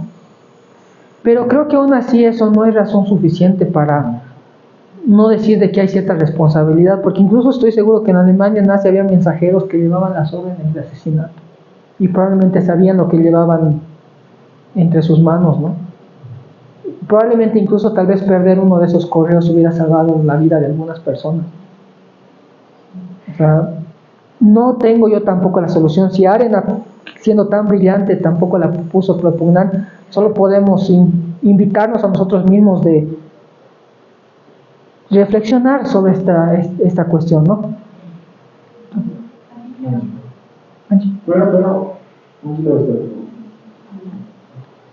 Bueno, primero felicitar, me ha encantado la exposición, la charla, me parece bien reflexiva. Yo he apuntado porque soy mi vida de quería hablar, digamos, después de la charla. Y en la charla se menciona mucho la palabra humanidad, ¿no? Los humanos, la humanidad, los humanos, lo mejor que tenemos es la parte humana en sí, la humanidad, ¿no? Pero yo tenía una pregunta para todos, y ¿es el humano la especie más importante de este planeta? ¿Por qué hago esta pregunta? Porque a mí me gustaría reflexionar sobre nuestro contexto, como tú decías. Si bien aquí este año no hemos vivido un genocidio, hemos vivido un biocidio. Y nosotros, todos los que estamos acá, somos cómplices de alguna manera. Porque imagino muchos de nosotros no habremos hecho nada. Quizás algunos hombres participaron en algunas charlas, qué sé yo, pero después el resto ha visto el palco, cómo hemos perdido más de 10 millones de hectáreas, y biólogos que no pueden terminar de cuantificar, pero creen que dentro de 2 millones de hectáreas hay por lo menos 10 millones de especies que hemos perdido, ¿no? Pero se puede cuantificar, porque insectos, por ejemplo, no puedes hacerlo. Y ahí voy con otra pregunta. ¿Somos conscientes de la importancia de estas otras especies? ¿Cómo nos relacionamos y cuál es nuestro grado de dependencia con estas especies? La influencia que tienen estas especies en nuestros ecosistemas, yendo puntualmente al tema de los árboles, ¿no? 5 cosas, porque yo trabajo en un vivero que yo sé que te puede aportar un árbol de regularse el clima, así que no nos dejemos a futuro de comunicaciones y demás, que son claves para regular el clima. Captadores de agua, no nos vayamos a quedar de estrés hídrico, de sequías. Son hábitats de millones de especies que son, a veces, tienen una función tan importante como polinizar, digamos, ¿no? Muchas de las especies de las cuales nos alimentamos, especies que también reparten las semillas. Y la otra pregunta es, si somos humanos, ¿cómo estamos atentando contra las futuras generaciones? O sea, muchos estamos viviendo el momento, ¿no? Algunos no piensan tener hijos, pero los que sí tienen proyectado qué es lo que piensan dejar sus hijos. Porque eso muchos lo ven como esas películas poco apocalípticas, pero eso es una realidad y va a pasar, y lo van a ver, ¿no? Y lo van a ver incluso con nuestros glaciares. Los glaciares ya están recontra estudiados por las personas que son expertas en esta área, y le daban, por ejemplo, la pista más alta del mundo, que es momento de Chacaltaya, vida, si no me equivoco, hasta el 2015, y el Chacaltaya desapareció 6 años antes. No sé si saben, pero el Illimani tiene un pronóstico de constituir el cáncer en 2030. Desaparece antes, el Illimani tiene un papel fundamental, el globo del clima, la temperatura durante la vida. Las condiciones en las que vamos a vivir, más allá de lo económico y lo demás que necesita todos los días, va a haber una crisis. Eso muchos lo niegan, pero desde mi punto de vista sí va a haber, ¿no? Y la otra, el otro comentario que tengo es, nos gusta vivir y gozar de la naturaleza. Muchos de nosotros es, el feriado que hay, vamos a ir a aprovechar de la naturaleza, pero no somos capaces de hacer nada para conservarla, ¿no? Entonces, ¿de qué sirve nuestra preparación académica si no somos capaces de razonar, ¿no? De distinguir el bien del mal? Porque eso también es una cuestión de qué es lo correcto y qué no. No puedes quedarte sentado viendo cómo unos osos perezosos, que son los animales más lentos del mundo, en la tierra, porque el agua sube los cestos, han muerto, porque no pueden escapar. Y no pueden saber cuándo o no nosotros vamos a quitar el sol. ¿Y por qué hacía el comentario de que sirve nuestra preparación académica? Por los tantos funcionarios que son cómplices del pueblo. Los de la AMT, los del Ministerio del Medio Ambiente, que sabían y saben todo lo que se está haciendo, y aún así no todo. Básicamente eso es lo que quería contar. Bueno, sobre tu pregunta si somos la especie más importante, la verdad es que es muy difícil responder esa cuestión, porque al final, a una crítica que yo tengo, y yo soy parte mucho de esa crítica cuando se trata de las ciencias, y especialmente cuando se extrapola de las ciencias naturales a las ciencias sociales, es que es bien difícil ser sujeto y objeto. O sea, cuando uno reflexiona sobre la misma humanidad, es tanto sujeto como objeto de estudio, ¿no? Si yo pienso en la sociedad boliviana, yo soy parte de la sociedad boliviana, no me puedo abstraer de la sociedad para tener una posición totalmente objetiva, así como se hace un experimento en ciencias naturales y aislar la cuestión. La verdad es que algo que que se tendría que reflexionar. Lo que sí estoy seguro es de que sí la humanidad presenta ciertas características que no la presenta ninguna otra especie, al menos actualmente conocida, ¿no? Y creo que eso también conlleva otras responsabilidades. Por ejemplo, cuando hablamos de temas filosóficos, normalmente nos mantenemos en lo que es el tema social, en las ciencias sociales. Ahí, por ejemplo, cuando muchas veces se quiere extrapolar cuestiones biológicas como ser, la naturaleza y demás, te chocas contra una pared que te dice no puedes llevar el método de las ciencias sociales a las ciencias naturales. Son dos cosas diferentes. Y la filosofía como tal normalmente se trata de una reflexión humana. Pero probablemente ahí estamos hablando de abrir una nueva puerta. No he reflexionado mucho sobre cómo aplicar esta teoría en lo que podría ser un biocidio, que claramente yo creo que intuitivamente todos consideramos de que está mal, que fue un error, de que está errado. Creo que varios aquí tal vez hemos participado en alguna marcha, pero probablemente ahí Maggie tiene razón, no hemos hecho lo suficiente. Al final terminó sucediendo. Entonces, creo que ahí tú, Maggie, estás abriendo una nueva puerta, una nueva pregunta que sinceramente yo hasta el momento no me la había hecho, y probablemente ahora me la voy a hacer, pero que actualmente no te la podría responder. Pero creo que sí es importante reflexionar en ese sentido, ¿no? Dame una chance. Vamos por orden. Yo creo que al final, claro, tampoco podemos hacer un análisis científico absoluto, ¿no es cierto? Será un enfoque social, ecológico, pero viendo en global todo, yo creo que alguien entra a la parte de la moral y el mal. Entonces yo creo que aquí está la parte de la religión. Entonces, los grandes movimientos tipo Gandhi han partido de una conciencia religiosa y que ha trasfundado lo social, lo económico, lo político, se han integrado con certeza, con esa base fuerte. Entonces, yo creo que hay que trabajar en esa parte espiritual. Ahora, yo veo que en los tiempos modernos se está relativizado todo, ¿no? No, también, hermano, que no es así. El hombre tiene que definirse muy claramente. Y el único baluarte que el hombre tiene para sustentar su vida es por la religión. ¿En qué ciencia, en qué se va a sustentar? Todo es relativo, son ciencias parciales, ¿no? Parcelas. Entonces, si uno busca la verdad, Juan Gandhi, entre los santos, en fin, ya estás en otra onda, ¿no? Por ejemplo, el padre de la ecología, San Francisco de Asís. Entonces, habría que ver globalmente un enfoque así y profundizar uno mismo, ¿no? Lo que realmente quiere.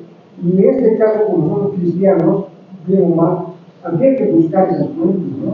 Esas fuentes que comparten muchas religiones para definirse y para poder concientizarse y ver la verdad, ¿no es cierto? Ahora, para ello, obviamente, se necesita un guía, ¿no? Tú tienes que hacer un guía que te asume todo eso, ¿no? Claro, yo no hablaba de católicos, pues bueno, cristianos en general, ¿no? Entonces ahí ha habido revolucionarios, gente que ha sacado todo ello, han habido métodos para la violencia, se ha sistematizado, las organizaciones, en fin, de todo, unas ideas. Ahí debemos de encontrar, yo creo, nuestra forma propia de ser, como bolivianos, ¿no? Porque decir, a veces podemos reconocer los bolivianos, discriminados, no, estamos pensando en ideas extranjeras, debido al sistema educativo que nos han impuesto, ¿no es cierto? Pues, habría que romper con todo ello, ¿no? Hay eventos, hay guías, hay sacerdotes, hay un montón de gente que está haciendo obras sociales.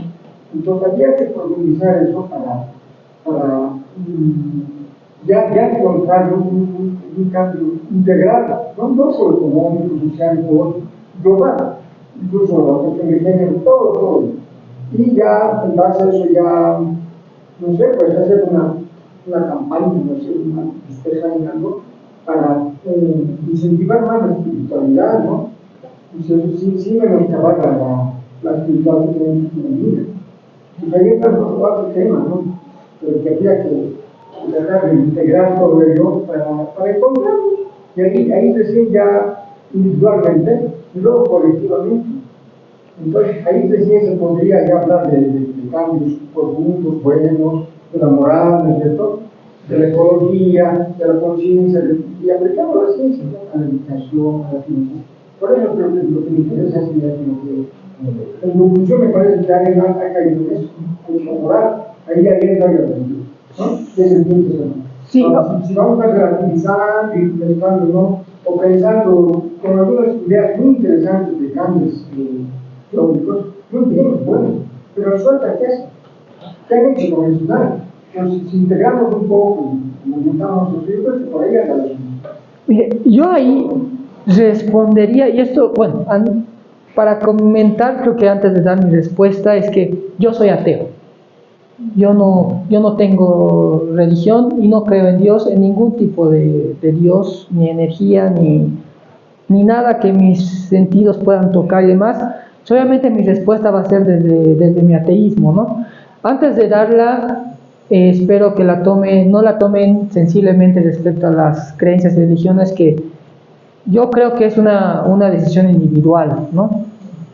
Yo como ateo, hay una frase que me gusta mucho, igual, insisto, no tengo la ambición de ofender a nadie, mi ateísmo es totalmente personal, vengo de la tradición católica, mi familia es netamente católica, yo crecí bajo el catolicismo, estoy en un colegio católico, yo me hice ateo por decisión propia, pero sé que jamás me voy a librar totalmente del catolicismo, es imposible, he crecido bajo esa tradición, siempre voy a llevar algo de eso dentro de mí.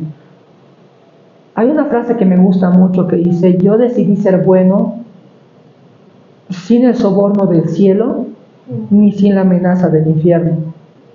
El hecho de que yo sea ateo no es una justificación para que yo pueda comenzar a cometer crímenes, ni comenzar a pensar de que puedo hacer daño a otras personas, ni tampoco pensar de que no hay un ser superior, al no haber un ser superior que me esté vigilando todo el tiempo, yo tenga que estar con la guardia arriba y procurando hacer las cosas bien. Porque hay otra frase que dice: si el hombre es bueno por obligación, ¿es realmente bueno? Si yo te obligo a hacer las cosas bien, no porque tú quieres, sino porque yo te agarro al látigo para que las hagas, ¿eres bueno? La respuesta muy seguramente es que no. El hacer el bien o hacer el mal es una decisión. Y en lo que sí estoy de acuerdo totalmente con ustedes, que yo no estoy de acuerdo con las filosofías relativistas en las que dicen de que todo está permitido y que dependiendo de la cuestión algo es bueno o malo. Yo sí estoy seguro de una cosa: los humanos no tenemos la capacidad de ver la verdad. Somos seres limitados, tenemos sentidos limitados. Si yo me quito mis anteojos, comienzo a ver manchas, comienzo a ver borroso. Habrá gente que no puede escuchar bien y demás. Racionalmente, nuestra razón tiene límites. No somos totalmente conscientes ni de lo que sucede ahora. Yo ahorita, por ejemplo, estoy viendo este lado, pero no sé lo que está pasando de este lado. He perdido totalmente la percepción de lo que está pasando. Ni siquiera somos conscientes de lo que pasa en el momento que estamos viviendo. Por lo tanto, no tenemos las capacidades como para ver la verdad en toda su absolutez, porque estamos hablando de algo totalmente grande, algo que es. Entonces, la verdad existe, y la verdad es solo una. Yo tal vez aquí debato con algunos y les digo, para mí la verdad es absoluta, porque si no, deja de ser verdad. La frase "la verdad es relativa" se contradice a sí mismo, porque la frase en sí misma es un absoluto, en lo que se llama un oxímoron, una frase que se contradice a sí misma. Pero lo que estoy seguro es que el humano solamente puede ver una parte de ella, tiene una percepción subjetiva de la verdad. Pero creo que hay una intuición, no sé qué, no sé si tal vez alguien la llama espiritualidad, no sé si alguien la puede llamar intuición, y dependiendo de cada religión intenta acercarse a de cierta manera, a esta verdad, de que intuitivamente entendemos que hay cosas que están mal. Creo que usted en la anterior sesión la líquida y la Sayuri, la líquida sería la relativa, exacto, y la absoluta sería la sólida. Nosotros vivimos por eso en la líquida, viendo, sin saber cuál es la verdad. Y viendo qué sucede. Y ahí el caballero daba un ejemplo muy bueno en el que decía: 10,000 años antes de Cristo, matar a tu madre estaba mal. En la época de Jesús, matar a tu madre estaba mal. Ahora matar a tu madre está mal. y 10.000 años después matar a tu madre, muy probablemente o seguramente va a seguir estando... Va a ser un valor a favor. Exacto, o sea, entonces eso significa de que muy probablemente hay una intuición de que el humano se acerca a algo que le indica lo que está bien o mal. Probablemente nunca vamos a saber la línea exacta de decir todo de aquí está bien, todo de aquí está mal. Probablemente nunca lo vamos a lograr, pero esa no es razón para que no lo intentemos. Más allá de nuestros propios credos, más allá de si creemos o no, yo sí soy ateo, lo repito, pero tampoco podría estar seguro de que un Dios no existe. Probablemente si llega, y es alguna vez que lo comenté con algún... No soy dogmático, que es diferente. Ya, pero a ver, alguna vez comentaba con un creyente y yo le decía, si por X, Z razón yo estoy equivocado, porque al final, repito, el hombre no es dueño de la verdad absoluta ninguno, si por X, Z razón yo estuviera equivocado y si existe un Dios, estoy seguro de que el día que me vea después de morir, muy seguramente habré llevado una vida lo suficientemente correcta para que me diga, ya viejito, me has negado toda tu vida, pero no has hecho nada mal. Sí. Porque yo creo que alguien... En ese aspecto, tú tendrías que volver a aprender tu lección. Exacto, la reencarnación en ti continuaría, volverías a nacer, tendrías que volver a aprender la lección que no has venido a aprender. No es algo nada personal, sino es algo que, digamos, de todos, es una ley que nos va a perseguir a todo el mundo. Y depende, por ejemplo, ahí los hinduistas estarán totalmente de acuerdo contigo, ¿no? Pero, por ejemplo, los cristianos más recalcitrantes según su pensamiento, me van a mandar al infierno, porque no hay mayor pecado que haber rechazado a esto. Y ahí nadie sabe, o sea, al final, en última instancia, creo que nadie se puede decir, por muy convencido de que esté, de que cómo son las cosas, ¿no? Y ahí creo que tenemos que darnos un espacio a la duda. Por favor.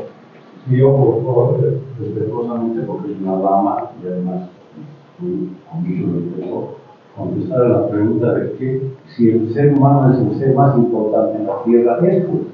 Si no es el ser humano, ¿quién es entonces? O sea, voy a hacer un poco la burla. Un chimpancé no va a tomar decisiones por nosotros. Ahora, ese ser humano, ¿cómo va a ser formado y cómo debe formarse? Tiene una responsabilidad, es que el hecho de ser humano ya tiene una responsabilidad. Las quemas, por ejemplo, que la compañera nombra, son hechas por cuestiones ideológicas. Ahora, si vos como ser humano piensas que está bien y que la ideología a la cual respondes justifica lo que tú piensas, todo, le vas a meter para adelante y lo vas a hacer. Pero si vos eres un ser humano el que tiene responsabilidad de ser, como se escucha, ser humano con responsabilidad, no vas a estar de acuerdo con él.